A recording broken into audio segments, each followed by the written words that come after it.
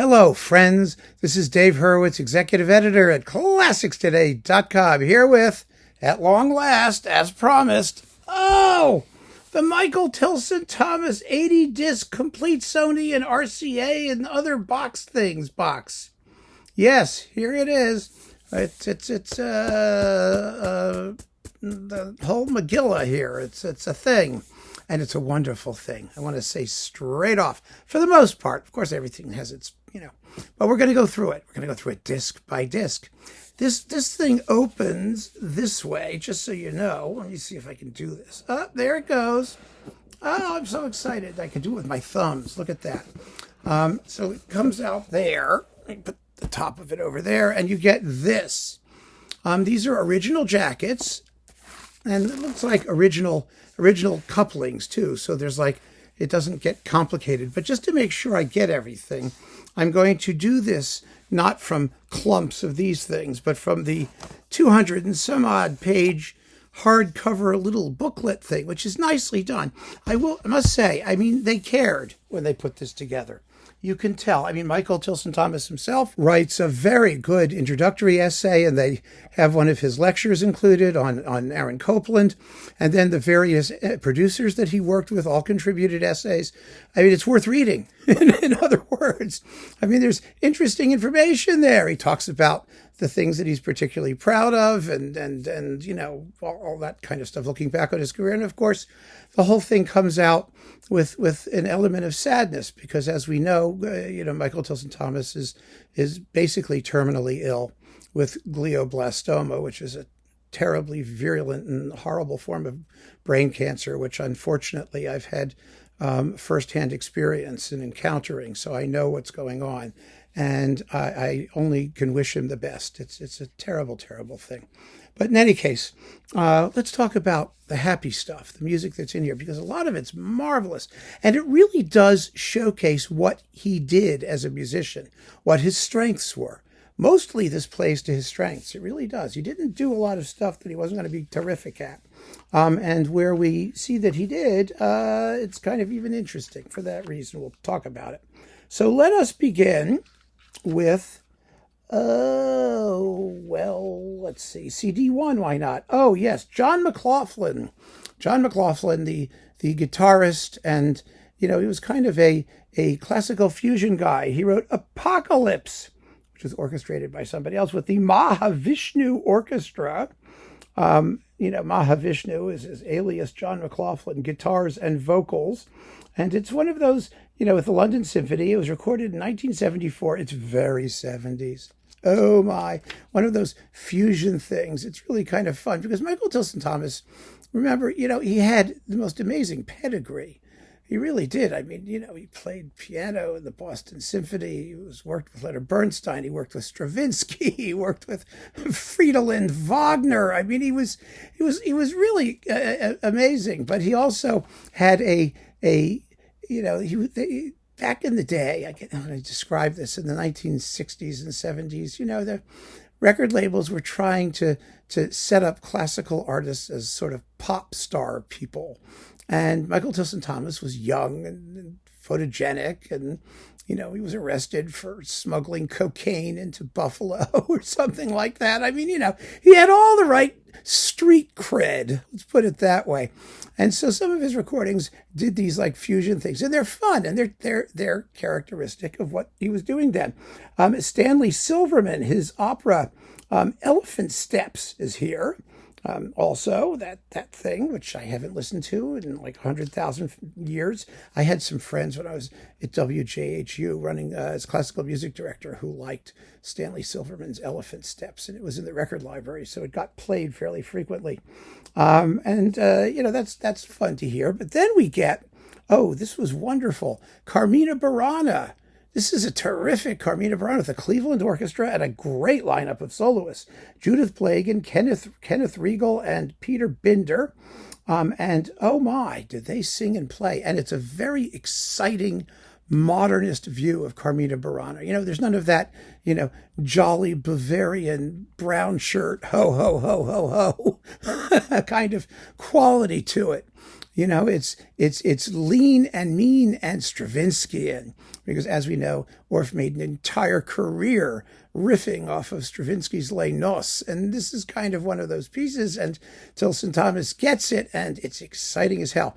Originally, it was recorded in this weird sort of, they did it in a way that every piece had its own recording arrangement. The resulting sonic panoply was vivid for sure, but some people thought it was very gimmicky. I just loved it. I thought it was just exciting as hell. So that's nice to have. Beethoven. Now, the Beethoven is where things get somewhat, iffy, because Tilson Thomas did a complete Beethoven cycle with the Orchestra of St. Luke's and the English Chamber Orchestra, both of them. But he did a lot of other off the beaten track Beethoven. And that's where things get interesting because, to a certain degree, Tilson Thomas was batting cleanup for CBS. He did a lot of music that no one else was touching. And it was very interesting repertoire, a lot of little things and tchotchkes and, sort of alleyways and side paths and things like that. A lot of it's marvelous, and we're going to talk about it as we get there. He did it all with great spirit and with a level of excellence that really justifies doing all of the off the beaten path stuff. So here's Beethoven's King Stephan incidental music and overture, and then a lot of strange little choral works. The Elegischer Gesang and the Opferlied and the Bundeslied and Mire Stille and Glückliche Fahrt. It's Calm Sea and Prosperous Journey, the cantata with the Ambrosian Singers and the LSO. And it's a wonderful disc. It usually when people did this unusual stuff, it was always with second-rate artists. But at least with Tilson Thomas, you always got first-rate performances because he's a first-rate artist in the London Symphony. They did wonderful work. They really did. Gershwin, well, his Gershwin is legendary. You've got the Rhapsody in Blue with Gershwin himself, and the Columbia Jazz Band with the piano roll that they managed to doctor up so that it was only the piano part. And then you've got a fabulous American in Paris, absolutely first rate with the New York Phil. And it's music that was, meat and potatoes for Tilson Thomas. He always did it well. His Gershwin's great. Now, here's an example of another one of those unusual repertoire, interesting angle pieces. Dvorak, the American Flag Cantata. I think there are only like 2 recordings of it still, maybe 3. For a zillion years, this was the only version of the American flag. He wrote it on the boat, supposedly on the way to his new job in New York at the National Conservatory. And, along with the Te Deum and other things that he wrote for America. And this was the piece that no one paid any attention to because it's a patriotic pot boiler. And it is. But it's also Dvorak. And it's fun. It's really, really fun. And, if it's hokey as hell, who cares? Or how many hokey as hell things are there out there for voices and instruments? So this was a really, really unique disc, and it was coupled with the American Suite, which nobody knew back then. It's with the Radio Symphony Orchestra of Berlin, with Joseph Evans tenor and Barry McDaniel baritone, and the RAIS Kammerchor and the choir of St. Hedwig's Cathedral in Berlin. Oh, it's just marvelous. Come on. It was really fun. It didn't last a catalog that long, but there was a lot of stuff like that. And that's what makes this box so valuable, quite frankly. It really does. Let's see, Gershwin, Broadway Overtures. Well, this was another fabulous disc. Who knew Gershwin's Overtures? And there are a lot of them. Well, there are 6 of them here. Okay, Funny Face, Girl Crazy, Strike Up the Band of the I Sing, and Let 'Em Eat Cake with the Buffalo Philharmonic. Yeah, a wonderful Gershwin album that all of us who liked Gershwin grabbed instantly because there's so little Gershwin orchestral music out there. And, we still don't hear these overtures. We don't hear them in concert. Nobody plays them. Isn't it ridiculous? Ridiculous. So, but there they are. Then we have 2 discs, the complete music of Carl Ruggles.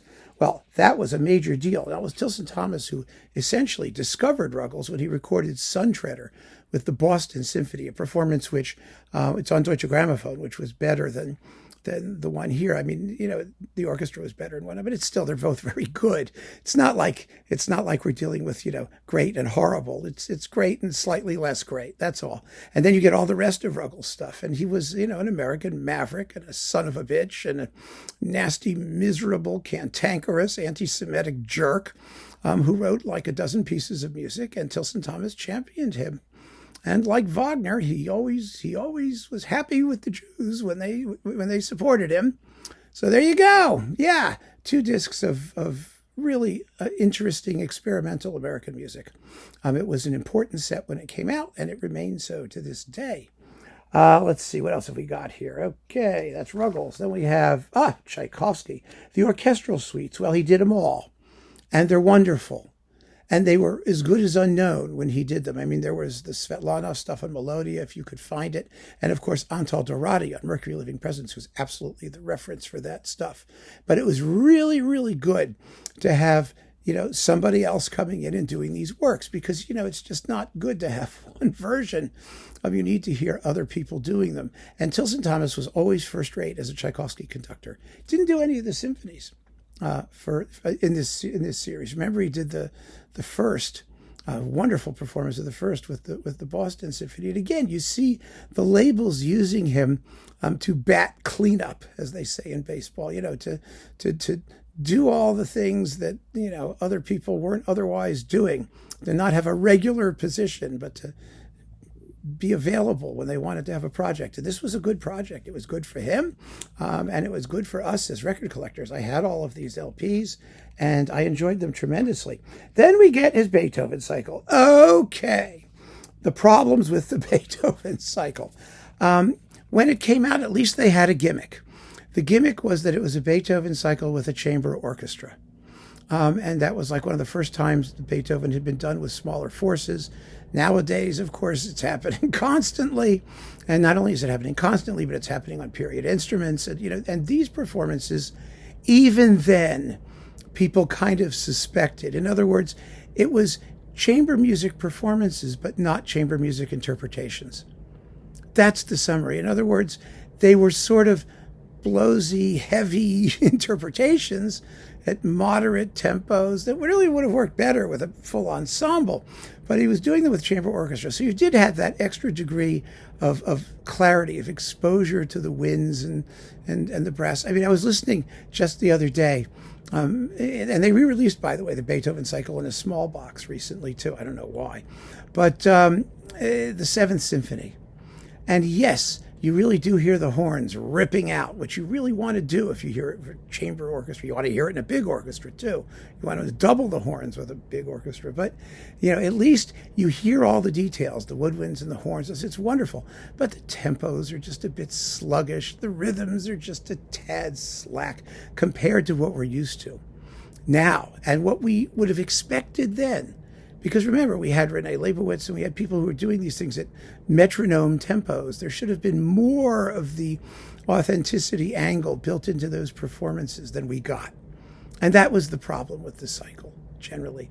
They were conventional performances with slightly smaller forces, and nobody cared. Nobody needed them then, and we don't really need them now. That's the sad, honest truth about the series. But there are details, there are things, if you listen to them and you're not familiar with the Deutsche Kammerphilharmonie Bremen and Paavo Järvi, for example, as an example of like total thrillingness and with chamber forces in that music, that you will hear things. So they're not unpleasant, they're not, difficult to listen to, but it's not great Beethoven, and it wasn't great Beethoven then, despite the gimmick. And it hasn't really worn well. So enough said of that. Respighi, Roman festivals and the fountains of Rome. I will say one thing. On the actual disc, on the back of the sleeve, it says Pines of Rome. I wonder if that typo was in the original LP. I don't remember. I had the original LP. I remember the cover vividly. They're very good performances. They're well recorded too. They sound terrific. It really is fun. So they're really nice to have. And it's good to have someone do Festerum on it instead of, the usual. I mean, of course, optimally they would do all three, but this was in LP days. And so, the LA Phil really, really strutting its stuff there. That was fun. Tchaikovsky's Manfred Symphony. Well, this is one of the best ones. It always was. I always thought the sonics needed a little bit more impact. At the end of the first movement, with the tam-tam and the bass drum and the cymbals are all crashing and bashing and whatnot. But he doesn't put a foot wrong interpretively. Particularly the finale is nice and lively. It doesn't just lay there. I think this performance of Manfred was overshadowed a bit when Ashkenazis came out, which had better sonics. And, it was a similar performance, actually. I mean, it's also a very, very good performance. But in the Manfred sweepstakes, these were the two that were dueling for supremacy on stereo LPs. They were all made in England. England seems to do Manfred particularly well. So that's really nifty. Then we have the Tchaikovsky second orchestral suite, the Suite Caractéristique, which has like the accordion parts all in it and all that kind of weird stuff going on, in the Scherzo Burlesque. And let's see, with the Philharmonia Orchestra, great fun and a good work. I mean, it should be played. Of course, you need to get 4 offstage accordions, but hey, they've done stranger things these days routinely. Then we've got the Mozartiana suite. Yes, there it is. With the Philharmonia again. It's coupled with the second suite. Yeah, they're both on one disc, which is really great. And a fine performance of that. Then we've got Petrushka. Now, I need to be dogmatic. Tilson Thomas is one of the great Stravinsky conductors, period. Everything he does with Stravinsky is going to be idiomatic and beautiful and well played and correct and characterful and just terrific. And he played the piano in Petrushka, under Seiji Ozawa, I think, didn't he? Wasn't that him? I think it was him. Anyway, this is with the Philharmonia, and I believe, yes, let me see. Where is it? Yes, the Philharmonia. It's coupled with the Scherzo alla Russe. Had to turn the page here. But yeah, it's first class. All of his Stravinsky is just first class. We don't even go in any further. Gershwin, live! Oh, live, with like live people. The Gershwin live stuff. Well, everything he did with Gershwin is also worth hearing. And this is with Sarah Vaughan and a couple pianists and a bass player and a drummer and the Los Angeles Phil. And it's got like lots of Gershwin, and it's lovely. It's a wonderful disc. Then we got more Beethoven. Okay, the fourth, Perfido with Eva Marton. Well, that's interesting because it establishes a relationship with Eva Marton and Tilson Thomas, which was to bear fruit somewhat later. Ives. Oh, his Ives was always first class also, as you might expect. It's really, really, really good. Although his latest Ives 4 with San Francisco was a little bit on the comfy side. It's just a little bit easy and comfy sounding. But here with the Concertgebouw and with the Chicago Symphony, the Ives stuff that he did was really pretty terrific. This is the second symphony, right here on disc 18. Only 62 to go. Yeah, and it's very good, except that for some reason the trombones don't blast out Columbia, the Gem of the Ocean, as loudly as they should at the very end. Prokofiev always did great Russian music. Yes, Stravinsky, Tchaikovsky, those people. We've got Lieutenant Kijé and the Love for Three Oranges. And let's see, what else have we got? Oh, dear. The American Overture, the Overture in B flat with members of the LA Phil. You see, he always got something interesting. He didn't just do the same old, and that's such an important thing if you're going to get a big box or, you're out there competing with the billion other recordings by everybody else. Then let's see what else we have. Oh, Beethoven. Okay, Beethoven, Fifth at Egmont. Who cares? Debussy. Another Tilson Thomas specialty.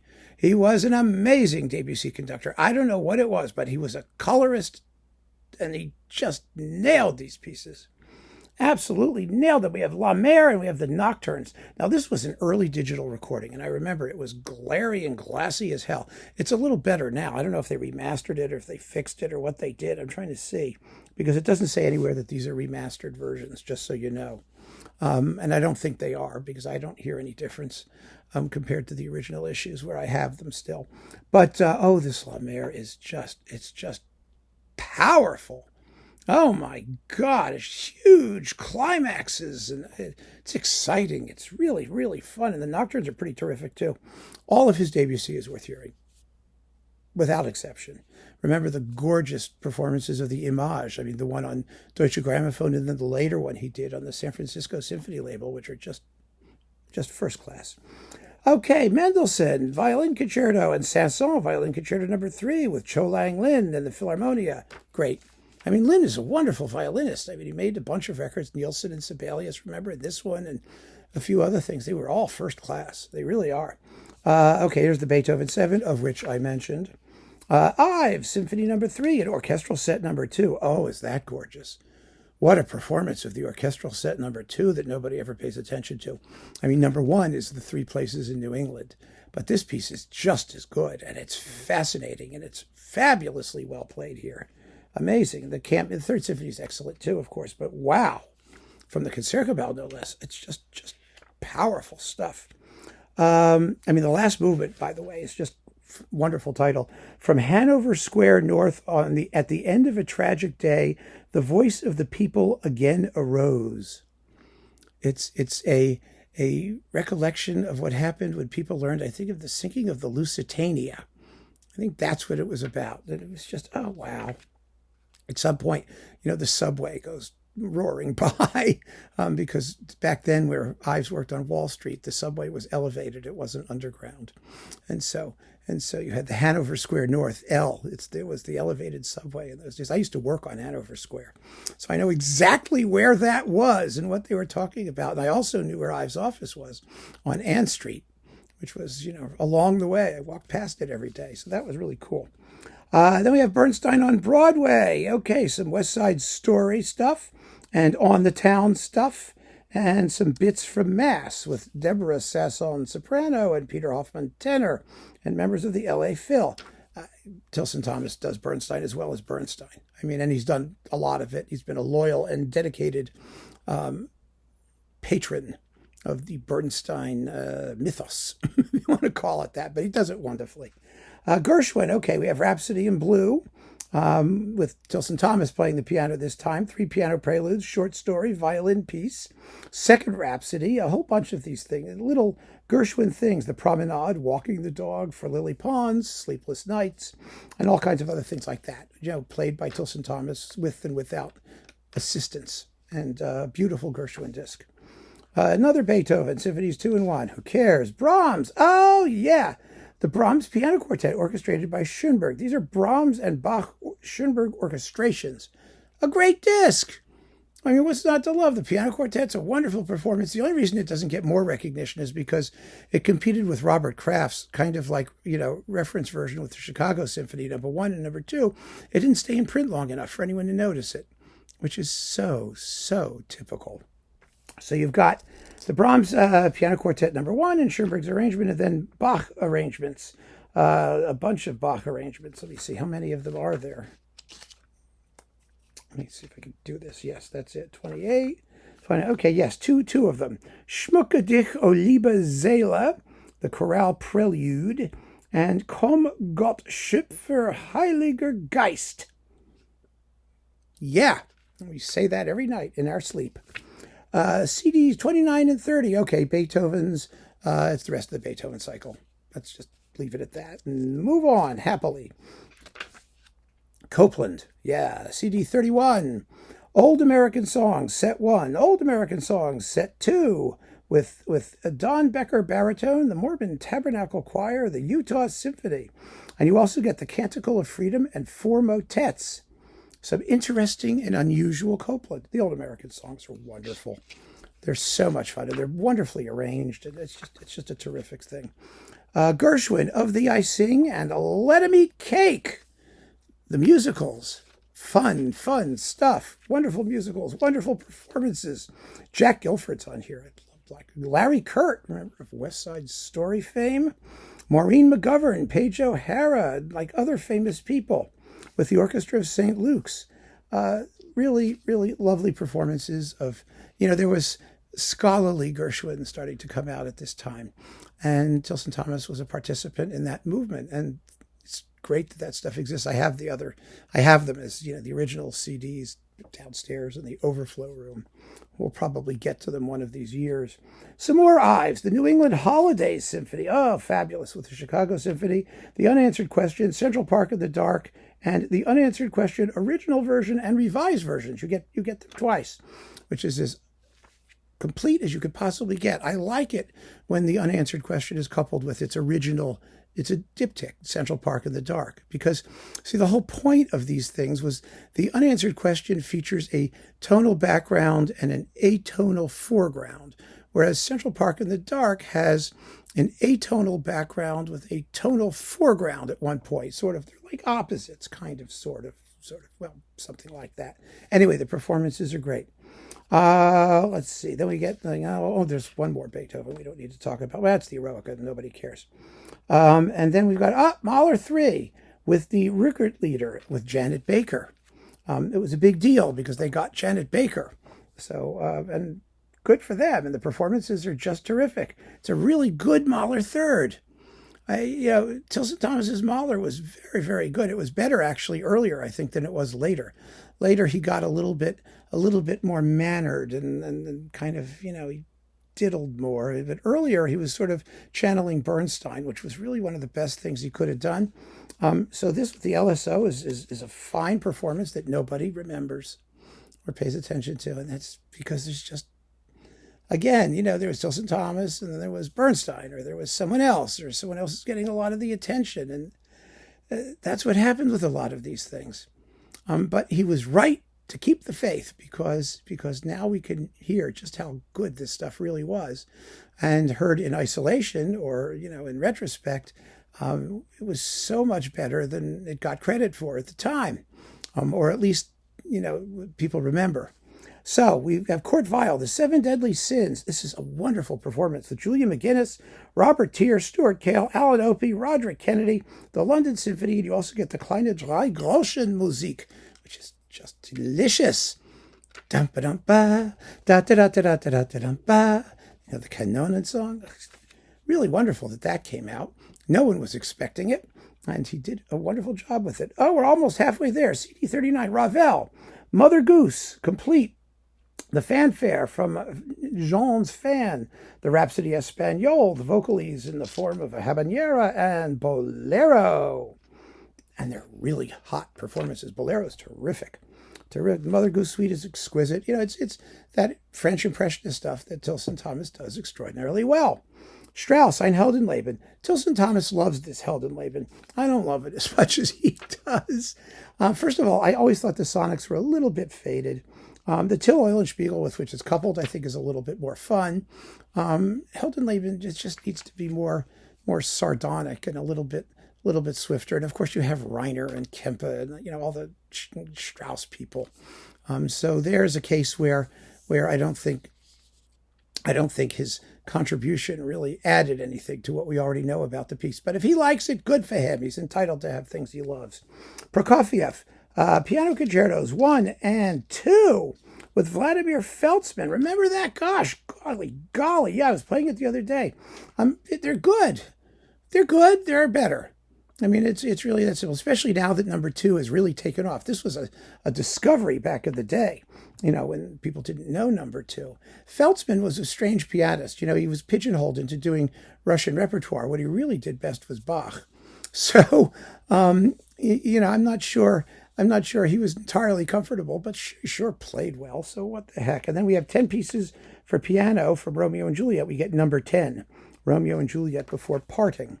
John McLaughlin, he's back with his concerto for guitar and orchestra, The Mediterranean. This piece ought to get played if you want to do a guitar concerto. There's so many good modern guitar concertos. I mean, you have to amplify the guitar. Yes, that's true. And I do have to show you something in here. And then 5 duos for guitar and piano with McLaughlin and Lebec. I remembered this disc particularly. Wait a minute. It's number 42. Let me get it here so we can see it a little bigger. Here it is, number 42. Yes, it was the fabulous, fabulous album cover where he's barefoot. You have to play this concerto without shoes and socks. Otherwise, it says in the score, you cannot play this concerto. It must be done barefoot. Fortunately, he didn't have any visible toe fungus that I could see there. Okay, so there you go. But it is an enjoyable piece. I mean, it sounds more Caribbean than Mediterranean, but I guess that's the Spanish sort of thing anyway. And it's fun. It's fun. It's very virtuosic. Really an extraordinary work. So that was nice. And then we have Tosca Remember Tosca? You know her, right? Jumps off the parapet, that whole thing. With Eva Marton, Jose Carreras, and Juan Pons. With the Hungarian State something, with Tilson Thomas conducting. He didn't do a lot of opera. He certainly has no problem with it, and whether you like this recording depends on how you feel about, Eva Marton, who could be a little bit squally. I mean, I saw her do that live Electra with the Vienna Phil and Lauren Mazel at Carnegie Hall, which was just amazing. She just got up there and screamed her lungs out, and that's, sort of what she did best. So, there it is. It's, nobody's favorite Tosca, but it's a decent Tosca, and, it's there. Brahms, Serenade No. 1, first class. First class with the Tragic and Academic Festival Overtures, the London Symphony. It was beautiful. At a time when people were not doing the Brahms serenades all that frequently. They were hovering on the fringes, so it was really good that he did that instead of a Brahms symphony cycle. Yes, smart programming. More Charles Ives, Symphony No. 1, Hymns, Symphony No. 4 with the Chicago Symphony. Yes, lovely stuff. We know that that's first rate. Strauss, Also Sprach Zarathustra, and Don Juan. This is better than the Heldenleben, I think. First of all, the sonics are better, and second of all, it's very sexy. Strauss. The Don Juan is 18 minutes long, which is about 2 minutes longer than it needs to be, mostly because of the love music, which is very languorous. It has languor, but it's decent Strauss. It really is. Tchaikovsky, The Complete Swan Lake. Oh, lovely, wonderful stuff. My goodness. Oh, it's so pretty. I love Swan Lake. I don't care how many times they do it. And Tilson Thomas just does great Tchaikovsky usually, so we're in good shape. CD 50, Giselle. Look at that. It's a complete Giselle. Yeah, I was listening to it just the other day, and now I've already forgotten it. That's sort of sad. Well, it's lots of Giselle. And it's all on one disc. So it's yes, lots of it, but not all of it. And it's nice to have. It's just enjoyable, wonderful French ballet stuff. Beautifully played. Brahms, Serenade No. 2 with the Haydn Variations, another lovely disc. These are wonderful. These are a couple of Tilson Thomas's favorites, and I can understand that. They were really on top of it. And there's a bunch of Hungarian dances here, too. Oh, CD 52. Yeah. Yes, CD 52. Really good. Janicek, Glagolitic Mass, and the Sinfonietta. These are terrific with Gabriela Benachkova, Felicity Palmer, Gary Lakes, Anatoly Kucherka, really good soloists. Wonderful performances.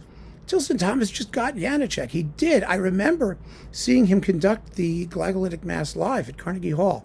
It was really it was a wonderful experience for me. I'll tell you why. Because I had a date then, it was a friend of mine, and she didn't know the work at all. She didn't know Janicek. She didn't know the Glagolitic Mass.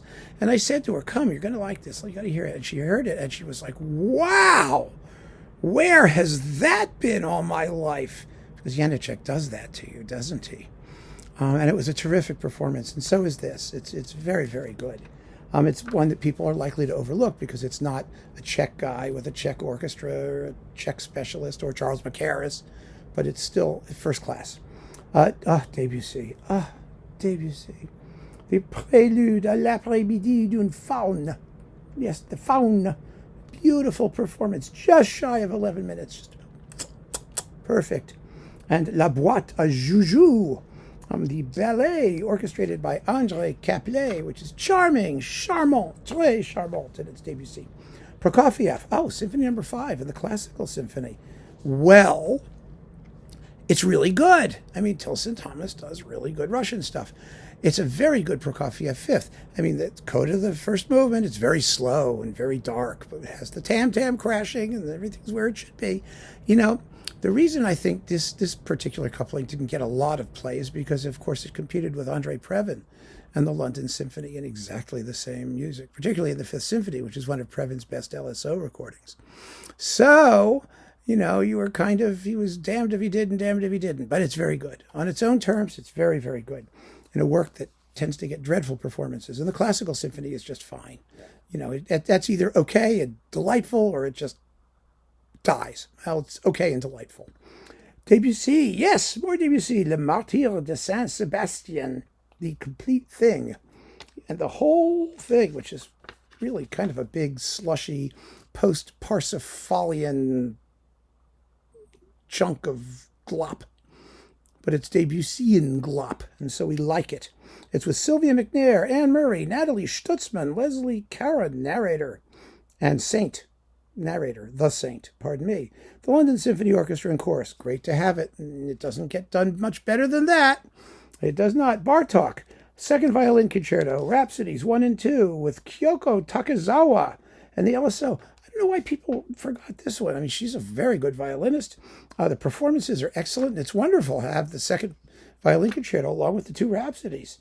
So good. Boy, is that an overlooked thing in the discography, probably because she didn't make that many other records here in the West.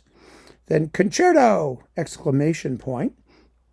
What's the exclamation point? Concerto was a channel TV series, Channel 4 TV series, that showed participating soloists in rehearsal and conversation with Dudley Moore and Michael Tilson Thomas, and ultimately in performance. Okay.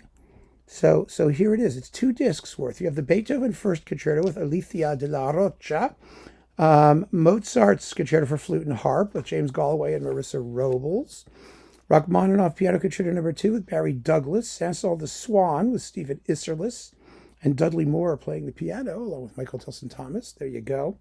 The Saint-Saëns Cello Concerto with Stephen Isserlis, Copland's Clarinet Concerto with with Richard Stoltzman, along with a Gordon Jenkins piece called Goodbye in memory of Benny Goodman.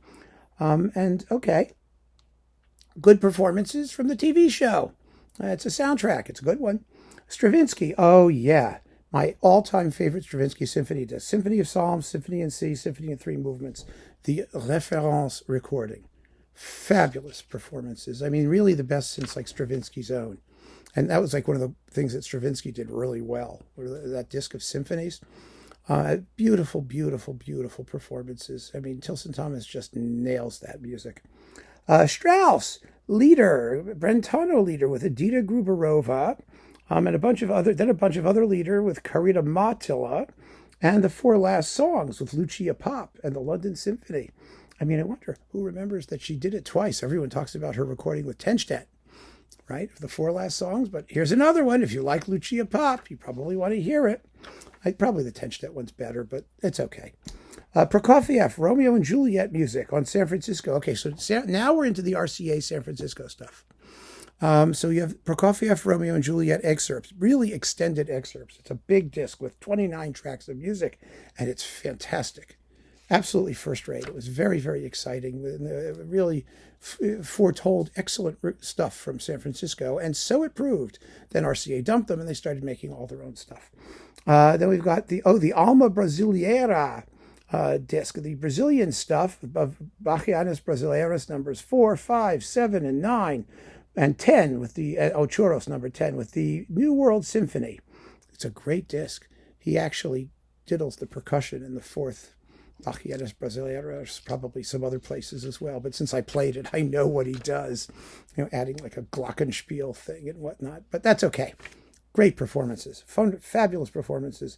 Then we have these Copland things. Copland the Modernist. These were interesting concept albums that worked fabulously well.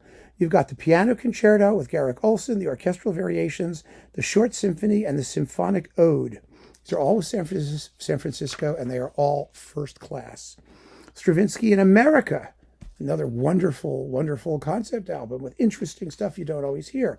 The Star Spangled Banner arrangement, Circus Polka, the Ode, which was originally film music, believe it or not, the Scherzo alla Russe, Scène de Ballet, the Concertino for 12 instruments, and Agon, as well done as it ever has been. The Greeting Prelude after Happy Birthday, the Canon on a Russian popular tune, and the Variations Aldous Huxley in Memoriam, as great a Stravinsky disc as you will ever hear. Then we have, Das Klagende. Well, this was the great Das Klagende, the best one, hands down, until the Gielan came along, which is even a little bit better, I think, a little more atmospheric, but it's fabulous.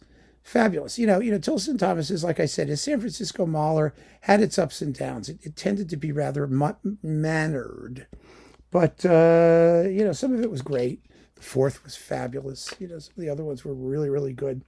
And this Das Klangelied was just a knockout. You get all three parts. All three parts, yes. Wonderfully done with Marina Shaguch and Michel de Young and Thomas Moser and Sergei Liferkus and the San Francisco Symphony Chorus, which is one of the great symphonic choruses. Yes, absolutely fabulous. Berlioz, Symphonie Fantastique. This came as a shocker. This is great. This is an absolutely great Fantastique. Every bit of it is fabulous. I mean, really, really first rate. It has the hallucinatory quality. It's got the detail. It's got the big picture. It's got a hell for leather finale that's really exciting. It's just marvelous. Absolutely marvelous. And you get Lelio, the orchestral bits, the chorus of Shades and the Fantasia on Shakespeare's The Tempest from Lelio. What a great Berlioz record. I mean, it just really caught me by surprise, but it's top notch. Another Gershwin, Catfish Row, with scenes from Porgy and Bess, the Second Rhapsody in American in Paris, the Concerto in F. It's the big Gershwin thing with Garrick Olson and Audra McDonald and Brian Stokes Mitchell, and it's all really, really good. I mean, it's him doing Gershwin. Then we have New World Jazz. That's John Adams' Lollapalooza, Gershwin's Rhapsody in Blue with Tilson Thomas and the New World Symphony. I mean, why not do it 45 times? Bernstein, Prelude, Fugue, and Riffs. Mio's The Creation of the World. Stravinsky's Ebony Concerto. Hindemith's Ragtime, which is demented. Antheil's A Jazz Symphony, all with the New World Symphony. And David Raxon, The Bad and the Beautiful theme. Love is for the very young. Yeah, I guess that means it's all over for me. Really, really good. Really, really fun stuff and interesting repertoire. Then, we're up to CD 70. Get ready, we're in the home stretch, folks. Mahler, Symphony Number 7 with the LSO. It's as good as Bernstein's. I mean, let's not kid ourselves. He's great in that piece.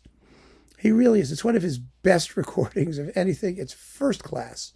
Terrific Mahler, and no one cared when it came out because we had Lenny. But it's really, really, really good. Stravinsky, oh yes, that was with the LSO, and we're back to San Francisco.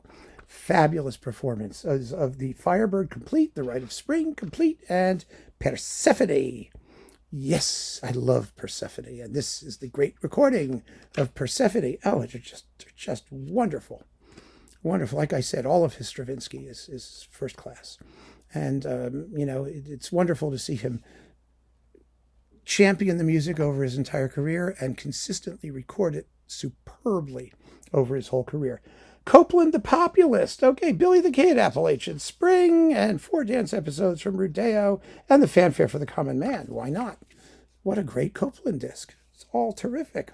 And then there's a big essay here. Aaron Copland, The Man and His Music. A lecture by Michael Tilson Thomas, which is really nice of them to include. It's an introduction to the Modernist and Symphonic Ode.